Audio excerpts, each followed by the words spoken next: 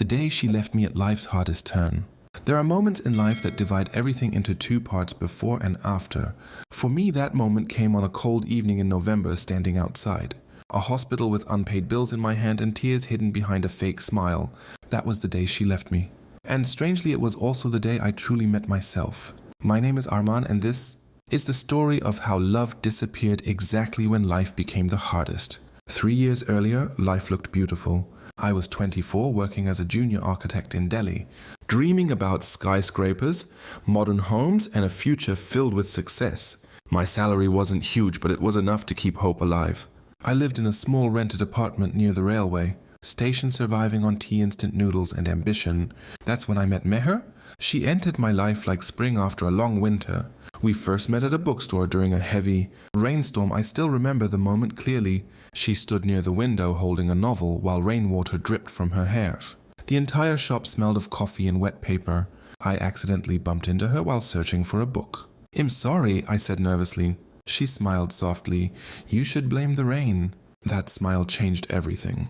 We started meeting often after that. Coffee shops became our second home. We walked through crowded streets for hours, talking about dreams, fears, and future plans. She wanted to become a fashion designer. I wanted to build something meaningful in life. And slowly our dreams started, including each other. You know, she once said while sitting beside the riverfront, "I think broken people love the deepest." I laughed. Then we're perfect for each other. At that time, I didn't understand the sadness hidden behind her eyes. Or maybe I ignored it because I was too happy. Life moved beautifully for a while. Every morning started with her messages. Every evening ended with long phone calls. We fought over silly things like movies, food, and who loved the other more. Sometimes she got angry because I worked too much. "You care more about buildings than me," she complained one night. "That's not true." "Then prove it." So, I left work early and surprised her outside her college with flowers. She hugged me tightly, and in that moment I truly believed love could survive anything. But life tests people quietly before destroying them loudly. One afternoon I received a call from my younger sister. Her voice was shaking. "Bhai Papa collapsed." The world stopped. I rushed to the hospital immediately. My father lay unconscious in the emergency room while doctors moved quickly around him. Machines beeped loudly. Nurses carried injections and reports. The smell of medicines filled the air. The doctor finally came outside. He suffered a serious stroke. He said treatment must start immediately. "How much will it cost?" The doctor looked down at the file. "It will be expensive." That single sentence changed my life. My savings disappeared within weeks. I sold my bike, then my laptop, then almost everything valuable I owned. I started taking freelance projects late at night to cover hospital bills. Sleep became a luxury, food became optional. But I kept fighting, because that's what sons do. During those difficult days, Meher stayed beside me. At first, she visited the hospital often and held my hand whenever I looked exhausted. "You'll get through this," she whispered. And I believed her, but slowly things began changing. Her calls became shorter. Her replies became colder. Sometimes she disappeared for hours without explanation. I noticed everything. Love notices even the smallest distance. One evening, after spending the entire night at the hospital, I met her at our favorite cafe. She looked distracted. "Tired?" I asked gently.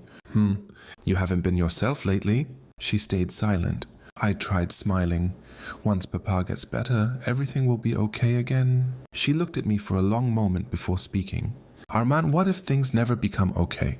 Her words hit me strangely. "What do you mean?" She looked away toward the window. "I didn't imagine life like this." "What life?" "This struggle, hospitals, stress, endless problems." I stared at her silently. For the first time, I felt fear inside love. "We're just going through a bad phase," I said carefully. "But what if the phase never ends?" I had no answer, because deep down I was asking myself the same question every night. Days turned into months. My father's condition improved slightly, but treatment continued draining every part of my life. I stopped meeting friends. I stopped caring about myself. Dark circles appeared under my eyes. My clothes smelled like hospital corridors. And Meher drifted further away. One night I called her repeatedly. No answer. Hours later she texted, "I need space." Those 3 words can destroy a person quietly. Still, I tried understanding her. Maybe she was emotionally exhausted. Maybe she was scared. Maybe love was becoming too heavy. I convinced myself of every possible excuse because accepting the truth hurt too much. A week later, she asked to meet. Something felt wrong immediately. She chose a quiet park instead of our usual cafe winter. Winds moved through the empty benches while dry leaves scattered across the ground.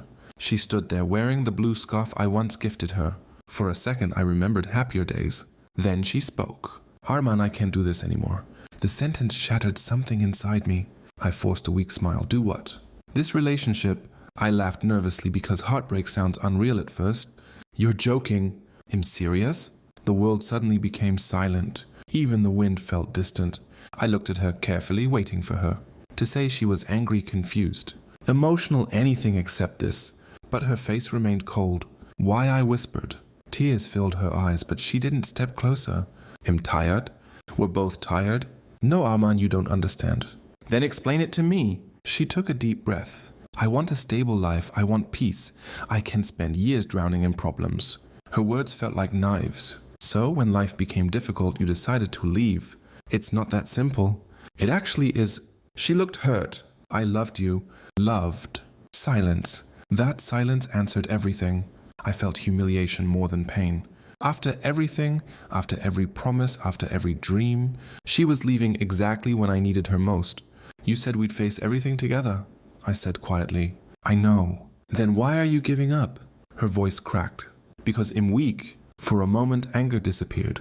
I looked at her and realized something painful. Not everyone is built to stay during storms. Some people only love sunshine. She removed the silver ring I once gave her and placed it on the bench beside me. I'm sorry, she whispered. Then she walked away, just like that. No dramatic music, no final hug, no miracle, only footsteps growing quieter in the cold evening air. I sat there for hours staring at that ring, and for the first time in my life I cried without trying to hide it. The months after she left were the darkest period of my life. Everything collapsed together. My father remained sick. Debt increased. Work pressure became unbearable, and loneliness swallowed me completely. Sometimes I stared at her old pictures until sunrise. Sometimes I typed long messages but never sent them. Sometimes I imagined her returning. But reality remained cruelly silent. One night while sitting outside the hospital, I asked myself a dangerous question. What's the point of continuing? I was exhausted. Physically, emotionally, financially, completely broken. Then, something unexpected happened. An old man sitting nearby looked at me and said, "Pain either destroys a man or introduces him to his real strength." I never saw him again after that night, but his words stayed. Slowly I started rebuilding myself, not because life became easier, but because I had no other choice. I worked harder than ever before. I accepted every project possible, even small freelance jobs nobody wanted. I slept 4 hours a day. I learned a new design software online. I spent nights improving my skills while sitting beside my father's hospital bed. Months later, a senior architect noticed my work. He offered me a position in a bigger company. That job changed everything. For the first time in years, life slowly started stabilizing. My father recovered enough to return home. My debts reduced gradually. And somewhere along the journey, the pain inside me became quieter. The scars remained, but I learned how to live with them. 2 years later, I attended a business event at a luxury hotel. I was presenting a major architectural project in front of investors and company owners, standing on that stage wearing a black suit. I barely recognized the broken man I used to be. After the presentation ended, people applauded. And then I saw her, Meher, standing near the back of the hall. Time froze again. She looked almost the same, but her eyes carried a sadness I had never noticed before. After the event, she slowly walked toward me. "Hi," she said softly.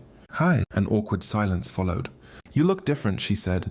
"So do you?" She smiled weakly. "I heard about your success. Life changes." "Yes," she whispered, "it does." For a moment, memories returned like old songs, the bookstore. The rain, the riverfront, the promises. Then she looked down. "I made a mistake." I stayed silent. Tears gathered in her eyes. "I left when you needed me most." Part of me wanted to ask why. Part of me wanted answers. But strangely, another part no longer needed them. Pain had already taught me everything. I was scared, she admitted. I thought your life would always be full of struggle. And now, she looked around the luxurious hall quietly. Now I realized struggle wasn't permanent. I smiled sadly. That's the thing about difficult times. They either reveal real love or expose fake love. She closed her eyes for a second as if the words hurt. "I never stopped thinking about you." I believed her. But some truths arrived too late. Before leaving, she asked one final question. "Do you hate me?" I looked at her carefully. The girl I once loved more than myself now felt like a chapter from another lifetime. "No," I answered honestly. "I just learned not everyone is meant to stay forever." A tear rolled down her cheek. Then she walked away again. But this time it didn't break me, because the man she left years ago no longer existed. Life taught me something important after all those years. People celebrate love during beautiful moments. Very few survive love during ugly ones. Anyone can hold your hand when the road is easy. But the people who stay beside you, when life collapses, those are the people who truly love you. Sometimes heartbreak is not the end of your story.